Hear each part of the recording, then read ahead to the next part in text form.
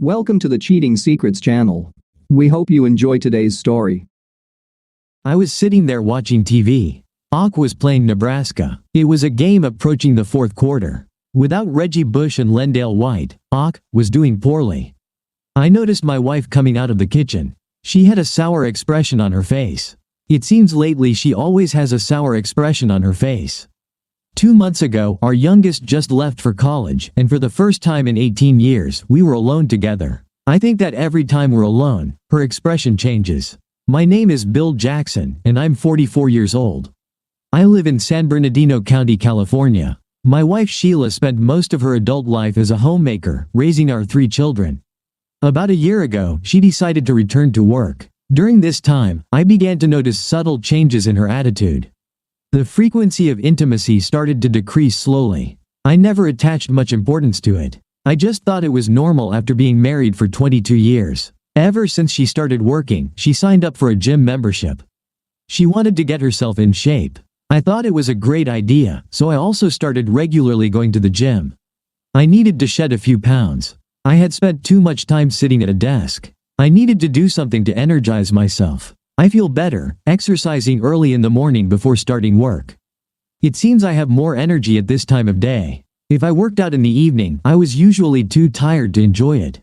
My wife was the complete opposite. She hated getting up early and either went to the gym during a long lunch break or went straight after work before coming home. I began to understand that our routine was making us strangers in our own home. We always participated in school and sports events for the kids, but now that the kids were gone, it became evident that we had very little in common. I could see us drifting apart into our own worlds. I tried my best to fix the situation, but with little success. I suggested going out for dinner, going to the movies, or taking a cruise, but nothing seemed to spark her interest. I knew my marriage was in trouble and divorce loomed on the horizon. It didn't take just a turning key to set it off. It was unpleasant waiting for the other shoe to drop, knowing I couldn't stop the inevitable.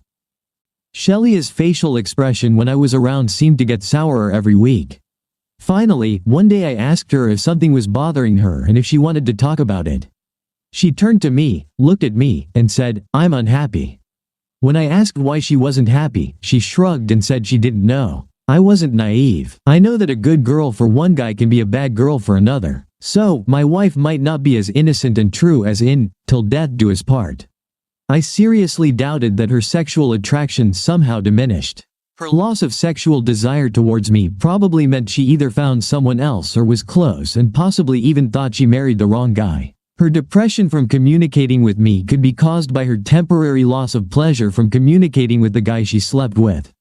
It's interesting how many kindred souls she's already lost in search of Mr. Right. She probably assumed that I didn't suspect the real possibility of her affair, and her lack of interest in sex with me, believing she was a good girl in my eyes. I think she never knew me well enough to underestimate me like that. I knew I couldn't let her play me anymore. It was time to act. It was easy to understand. I hid several small voice-activated recorders throughout the house and under the seat of her car. I also installed a GPS in her car to always know where she was. It took just a few days to find out who she was meeting, where, and when. The guy's name was Bob Martin. He was married, had 2 children, and worked as a salesman in her office. I was not so much devastated as I was disgusted by her actions. If Sheila had told me, "Listen, Bill, this is no longer working. I don't love you, the kids are gone, and I want to find someone else to spend my life with," I would have been disappointed and hurt, but I would have respected her honesty and moved on without any animosity. But it's not what she did. She sneaked behind my back in search of a replacement, clinging to the security and lifestyle I provided. She made my life miserable because of her sour attitude. She distanced me from the marital duty of providing sexual intimacy, and she broke her marital vows because of her own selfish actions. No, I won't go quietly into the night. The punishment will correspond to the crime. Now I had to decide what that would be. Time was on my side, and I could unexpectedly strike on my terms and on my territory. A few days passed, and she had already met with him twice more. Cheating and getting excited should have been fun, but every good thing must come to an end someday. I ruled out murder. That would be too easy, and they would be dead without prolonged suffering. No, it had to be something that would become such a scandal that they could no longer continue their work or live in this city. I needed to come up with something that newspapers could cover for more than a day and turn them into a spectacle of society. I spent several days contemplating various courses of action and considering different scenarios. Finally, I understood what I was going to do. The next day, I told Sheila that I had a dental appointment scheduled and wouldn't be going to work today. I waited until my unsuspecting wife left for work and then approached her computer. I loaded her email file onto my laptop. Then I created a mailing list consisting of many employees from her company, her friends, colleagues, and family members. This way, with just a few keystrokes, I could send any file I wanted via email. I went to the bank and closed all joint accounts and credit cards. I took all the money and transferred it to accounts in the Cayman Islands. She would get a share of the house, so we would have an equal distribution. Then I retrieved hidden voice-activated recorders. Her one-sided conversation revealed to me that they were planning to meet at noon at Motel 6 to have sex all day. It was the opportunity I had been waiting for so long. I need something to quickly scare them and make them comply, so I packed my automatic Colt .45 in a small pouch. This should work. Then I threw some essential items and a bottle of extremely effective and fast-acting cherry-flavored sedative into a small bag. Then I headed to the motel. There was only one in town, and about half a block away was Starbuck. It was the perfect place to wait and observe the traffic. I brought out my laptop to monitor her car and waited. As it turned out, I didn't need the GPS. I saw her car pass by around 11:50 in the morning, so I went out and watched as she pulled into the motel parking lot. I grabbed the bag and my laptop and headed across the street to the motel. I saw her heading straight to room 6. I saw him letting her in. I gave them about 10 minutes. I entered the motel and approached the room. I knocked on the door and shouted, "This is the police. Open up, right now." I heard the door chain jingle and the door opened. As the door opened, I pushed it with my shoulder and the guy landed on his backside. He didn't expect someone to burst in like that. Sheila was lying naked on the bed and gasped when she saw me. I hit the guy over the head with my .45 and ordered him to lie face up on the bed, warning him that if he moved he would be dead. I opened the bag, took out a roll of duct tape, and threw it to Sheila. She was frantically fumbling with it. I ordered her to shut up unless she wanted me to shoot her too. I said, "You, scumbag, tape his hands and legs to the bedposts. Do it right now." I pointed the gun at her and told her that if she made a single sound, it would be the end for her too. When she finished tying up her lover, I told Sheila to lie on her back over him. Then I placed a couple of pillows under his legs so Sheila could rest her head in an elevated position. After that, I taped Sheila's legs to the bedpost. They were both terrified because they thought I was going to kill them. I took out a bottle of laxative. I had removed the label beforehand, so she had no idea what it was. I told her to drink it, and if she spat it out, she would regret it.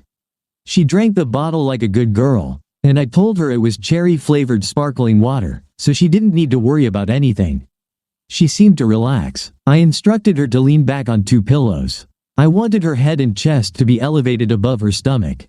Then I finished taping her hands to the bedposts. I pulled out my smartphone and took a couple of photos of the lovely couple.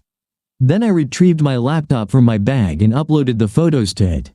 I have satellite connectivity on my laptop, so I can access the internet from almost anywhere. Then I walked over and grabbed her panties from the floor, stuffed them into her lover's mouth, and taped his mouth shut.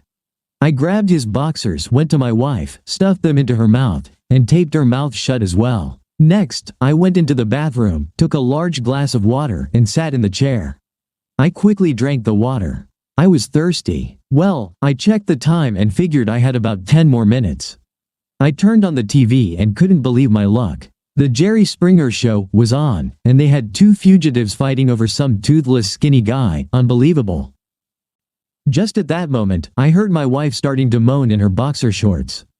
She began wriggling back and forth and seemed to be experiencing some discomfort. And then it happened. It was an epic explosion. Excrement burst out of her, landing directly on her lover's face. I told myself, this woman must not have relieved herself in a couple of days. I told her it was really disgusting and that she should visit the bathroom more often. I took a couple more pictures. I had what I needed. I uploaded the photos to my laptop, opened my email, attached 4 photos to the email, set the subject as "Cheaters Caught in the Act," attached the mailing list, and hit the "Send" button. Maybe it was a cruel and unusual punishment, or maybe not. I think it depends on who's the judge. Then I packed up my laptop and other essentials. I said, "Hasta la vista, sweetheart, and good luck with your life. You messed things up for me in our marriage, so I thought Bob should also experience what it's like to be unclean. By the way, you're now publicly messing up, so enjoy, live, and work in this city." Shortly before flying to the Cayman Islands, I took out my mobile phone, called the motel, and told the clerk that there was a couple in room 6 who urgently needed his assistance. I said to him, "I think the excrement has hit the fan. I wonder if Sheila and Bob continued this affair? Well, if so, it must be true love. But if I know her, it won't be long before she messes things up for him again." Life goes on. Story 2. The joys of post-coital sleep. It was what allowed me to cuff my wife's hand to our custom-made, handcrafted ash wood headboard. She didn't wake up immediately. She cautiously opened her eyes, then screamed. Her scream woke her lover, Bob Simmons, who quickly discovered that his wrist was also handcuffed. Bob's scream was slightly more masculine as he fell off the bed, twisting his arm and cutting his wrist. He scrambled back onto the bed, and the words he was about to say got stuck in his throat. I suppose that, upon waking up, the husband of your lover, standing at the foot of the bed with a large caliber revolver pointed at you, will make it clear. "Did you sleep well, you guys?" I asked. "Oh my God, Jerry, it's not what it looks like," my wife sobbed. "Well, let's figure out what it looks like," I said.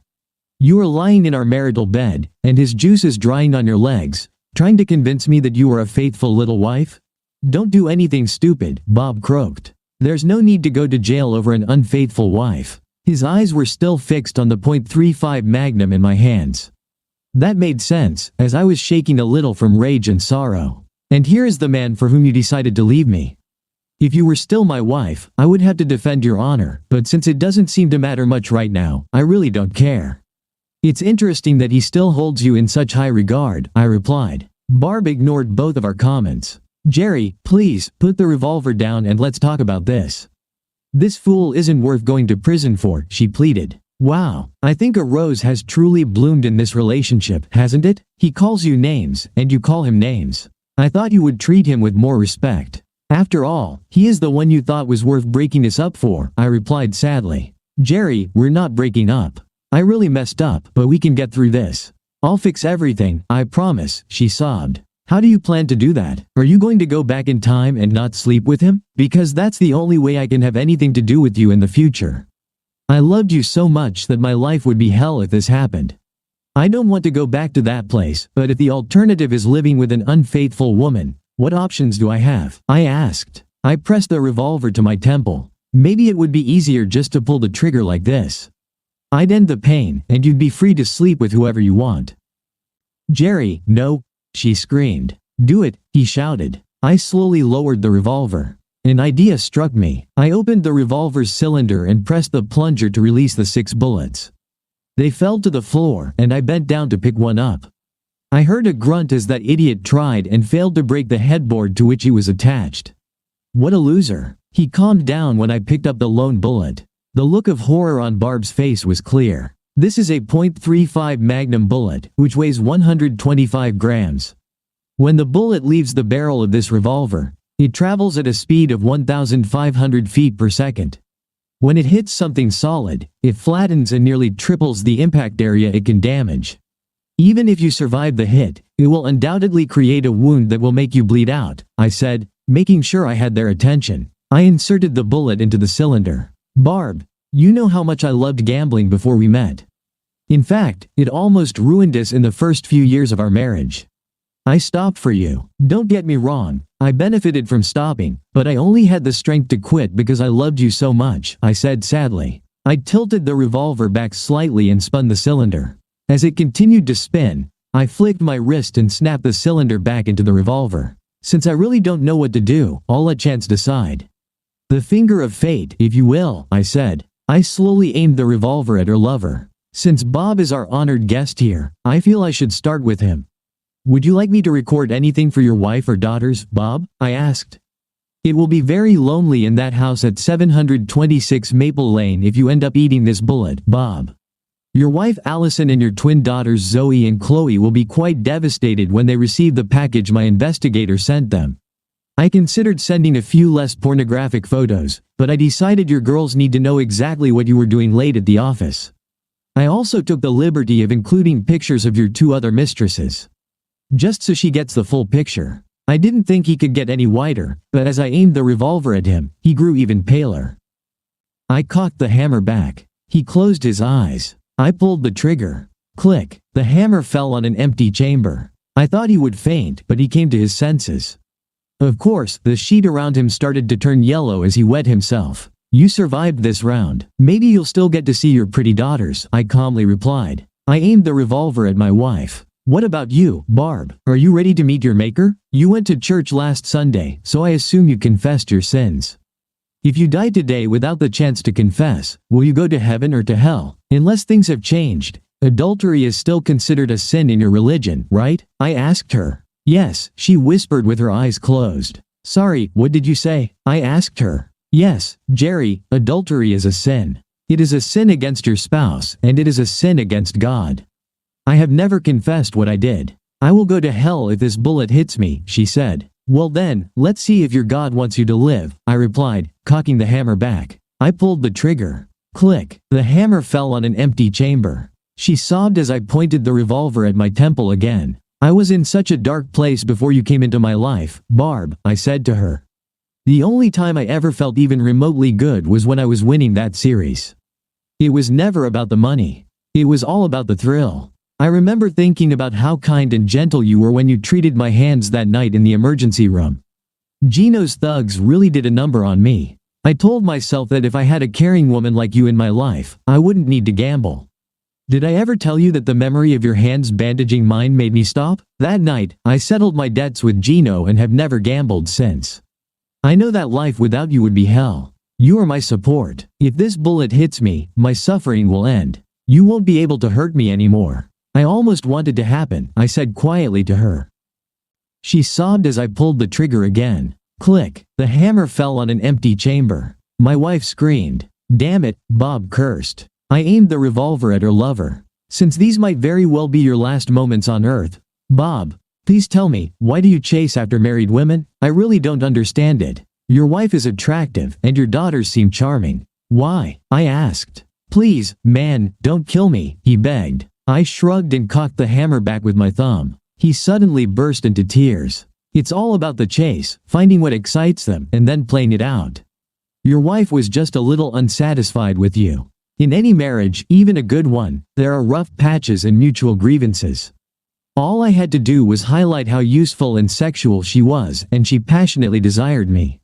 Anyway, this was supposed to be the last time. Once I sleep with another man's wife in his bed, the game is over, and I win, he sobbed. This guy clearly had some issues. He looked pretty pathetic lying on those dirty sheets. I should have taken a picture, but I didn't want any compromising evidence. I heard him groan as he tried to break the headboard again. I looked him in the eyes. I pulled the trigger. Click. The hammer fell on an empty chamber. The idiot passed out. I raised the revolver and pointed it at my wife. Well, it's either you or me. I'm a bit sad that your lover dodged the bullet. I love you, Barb. I almost hope it's not you. Everything would be so much cleaner if I came home, caught you two in bed, and then couldn't take it and ended my own life. You would be alive, I wouldn't have to deal with murder, all this pain would be gone, and you'd be free to sleep with whoever you damn well please, I said to her sadly. She tried to remain calm. At that moment, we were both hanging by a thread. Jerry, please stop this. You've made your point. Bob passed out from fear, sitting in his own urine. You've won. Put the revolver down, and we can convince Bob not to press charges. You haven't done anything that can't be fixed. I want to stay with you, but if you put the revolver down, I promise to sign any divorce papers you present to me. If I can convince you to keep me, I will spend every day atoning for my sins. Please, don't do this, Jerry, she pleaded. Barb, I don't think I'm Jerry anymore. When I found out what you were doing, I got so angry, and then discovering you did it in my bed. Well, something inside me died. I think that right now, I'm the finger of fate. Let's see if your time has come. I suppose I should explain. You see, as a gambler, I got pretty good with my fingers. Gino mangled my left hand, but my right was still quite skillful. Card tricks, shuffling chips, and flipping coins all develop your dexterity.